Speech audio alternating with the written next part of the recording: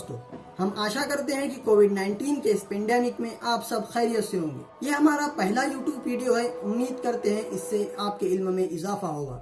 आजकल आपने न्यूज में फिलिस्तीन और इजराइल के हालात के बारे में जरूर सुना होगा। ऐसे हालात क्यों बने, इसकी मेन वजह क्या थी, इसके लिए हमें फिलिस्तीन की तारीख यानी हिस्ट्री के बारे में जानना होगा। तो आज इस वीडियो में हम आपको बताएंगे कि फिलिस्तीन की हिस्ट्री क्या है, अपार्थाइड इजराइल कैसे बना और ज़ायोनिज्म क्या चीज है।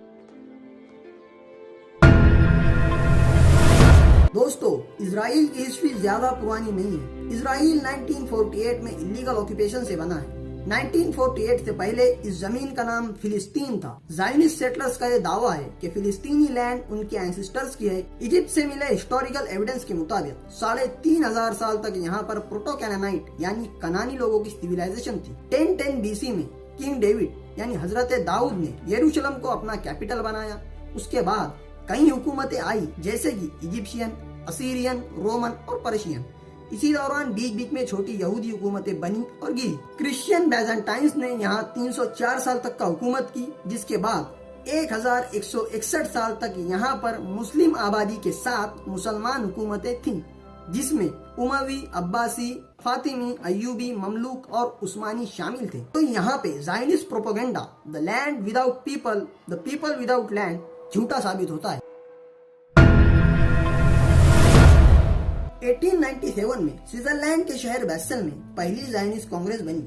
ज़ायोनिज्म के फाउंडर हर्जल का यह मानना था कि ज़ायोनिस्ट कांग्रेस यूरोप में हो रहे ज्यूज के खिलाफ परसिक्यूशन का सलूशन ढूंढे, जबकि ज़ायोनिज्म असल में एक सेटलर कॉलोनियल पॉलिटिकल मूवमेंट है जिसका मकसद एक जेविश मेजोरिटी स्टेट बनाना था। लेकिन यहाँ पर इशू ये था कि उन्हें फिलिस्तीन की आवाम को जबरदस्ती निकालना होगा, जो कि उन्होंने 1948 में मौका देकर कर लिया। वर्ल्ड वॉर 1 में उस्मानिया सल्तनत हार गई और 1922 में ब्रिटिश ने फिलिस्तीन और जॉर्डन पर कब्जा कर लिया।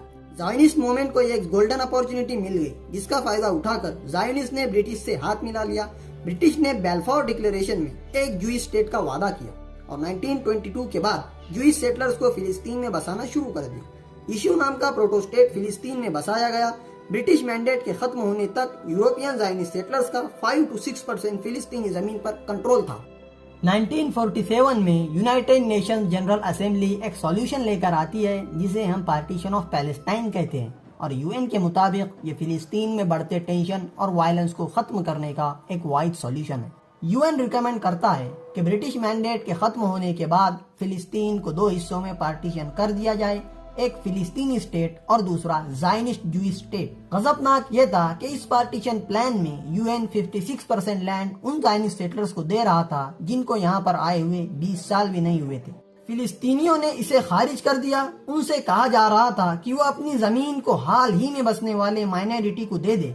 ज़ायोनिस्ट आज भी कहते हैं कि देखो, फिलिस्तीनियों ने शांति से इनकार कर दिया और हमें इसे एक्सेप्ट किया, जबकि बेन गुरियन अपार्थाइड इजराइल के पहले प्राइम मिनिस्टर का राज्य की स्थापना के मद्देनजर एक बड़ी फौज तैयार होने के बाद हम पार्टीशन को खत्म कर देंगे और पूरे फलस्तीन में कब्जा करेंगे।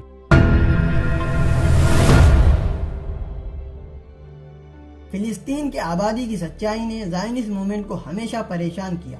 यूरोपियन सेटलर्स बहुत कम थे और फिलिस्तीनी, खासकर मुसलमान, बहुत ज्यादा। ज़ायोनिस्ट नेताओं ने यूरोपियन सेटलर्स को जगह बनाने के लिए फिलिस्तीनी आबादी को हटाने की बात की।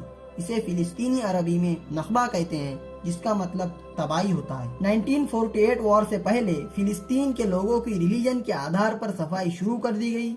मैंडेट ऑफ पैलेस्टाइन के खत्म होने से पहले तकरीबन 3 लाख फिलिस्तीनियों को जेनोसाइड और इलीगल ऑक्यूपेशन के जरिए कंट्री से बाहर कर दिया गया। जंग के खत्म होने तक 530 विलेजेस और नेबरहुड से 8 लाख फिलिस्तीनियों को बेघर कर दिया गया और इन मजलूम फिलिस्तीनियों की लाशों और इनके घरों के मलबों पर इजराइल स्थापित किया गया। मई 1948 को फिलिस्तीनियों की जमीन पर इलीगल तौर से अपार्थाइड इजराइल की शुरुआत हुई।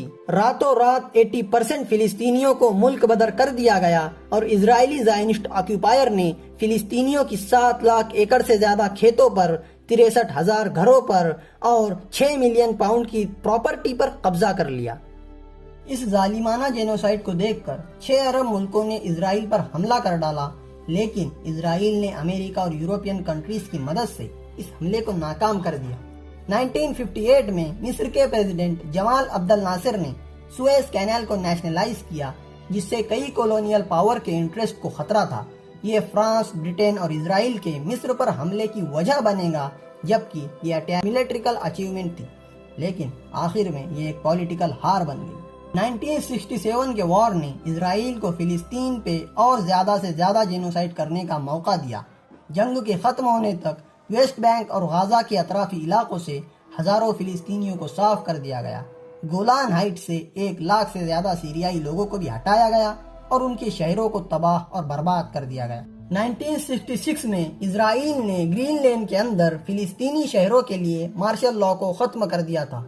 इसके वजह से 1967 में एलॉन प्लान लागू हुआ। इसके डिजाइनर ईगल एलॉन के नाम पर इस प्लान में इजराइल ने इलीगल तौर से वेस्ट बैंक के बड़ी जमीनों का कंट्रोल जब्त कर लिया। 1978 में कैंप डेविड अकॉर्ड हुए, जिसके तहत इजिप्ट इजराइल से पीस और नॉर्मलाइजेशन कर देगा, जिसके बदले में इजिप्ट को सुएज कैनाल वापस कर दिया गया। इजिप्ट इजराइल को रिकॉग्नाइज करने वाला पहला अरब मुल्क बना।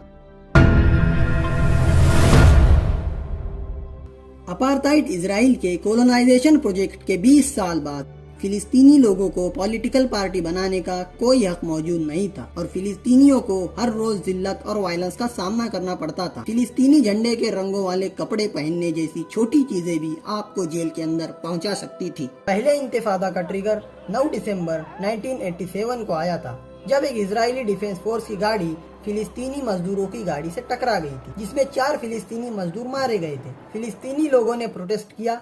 जैसा कि उम्मीद थी, इजराइल ने वायलेंस से जवाब दिया। पूरे वेस्ट बैंक और गाजा पट्टी में हजारों इलीगल मिलिट्री को तैनात कर दिया गया और इंतिफादा यानी अपराइजिंग को रोकने की कोशिश की गई।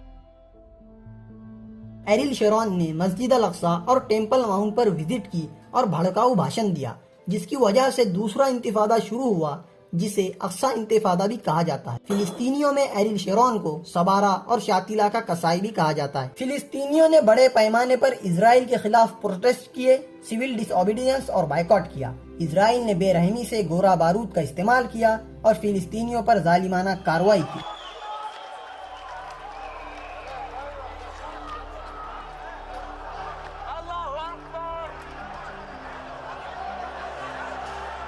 – 1964 में अरब लीग और फिलिस्तीनी रेफ्यूजीज की मदद से पैलेस्टीनियन लिबरेशन ऑर्गेनाइजेशन PLO बनी। फिलिस्तीन को आज़ाद कराने और रेफ्यूजीज को फिलिस्तीन में लौटाने के साथ PLO आगे फिलिस्तीनियों का रिप्रेजेंटेटिव बन गया। कुछ सालों के बाद PLO और इजराइल के बीच में सीक्रेटली समझौता हुआ, जिसके बाद ऑस्लो एकॉर्ड्स हुए।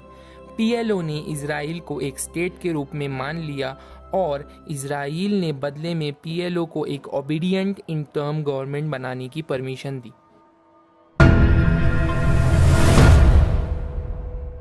2006 में पार्लियामेंट्री इलेक्शन हुए, जिसमें हमास को बहुमत मिला। हमास ने अपोजिशन और PLO के पॉलिटिकल विंग फतेह को हरा दिया। इस जीत के मद्देनजर फिलिस्तीनियों को इंटरनेशनल ऑर्गेनाइजेशन के साथ साथ इजराइल से भी बड़े पैमाने में दबाव का सामना करना पड़ा। जैसा कि ज़ायनिस्ट मीडिया ने दावा किया कि हमास एक मिलिटेंट ग्रुप था, इस झूठ का मुकाबला करने के लिए फतेह और हमास ने एक यूनाइटेड गवर्नमेंट बनाई। बदकिस्मती से ये गवर्नमेंट एक्सटर्नल प्रेशर के साथ साथ एक दूसरे की विजन और आइडियोलॉजी की डिवाइड की वजह से उखड़ गई। आखिर में हमास ने गाजा में अपनी गवर्नमेंट बना ली और आज भी वो अपार्थाइड इजराइल से फिलिस्तीनियों का डिफेंस करता है। 2008, 2014 और 2021 में इजराइल ने गाजा पट्टी के ऊपर कई हमले किए, जिसमें हजारों बेगुनाह फिलिस्तीनियों को जान गंवानी।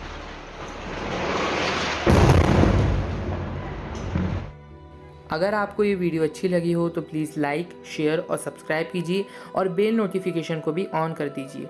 हम आगे भी ऐसे ही इन्फॉर्मेटिव वीडियोस लाते रहेंगे। मिलते हैं अगली वीडियो में। शुक्रिया।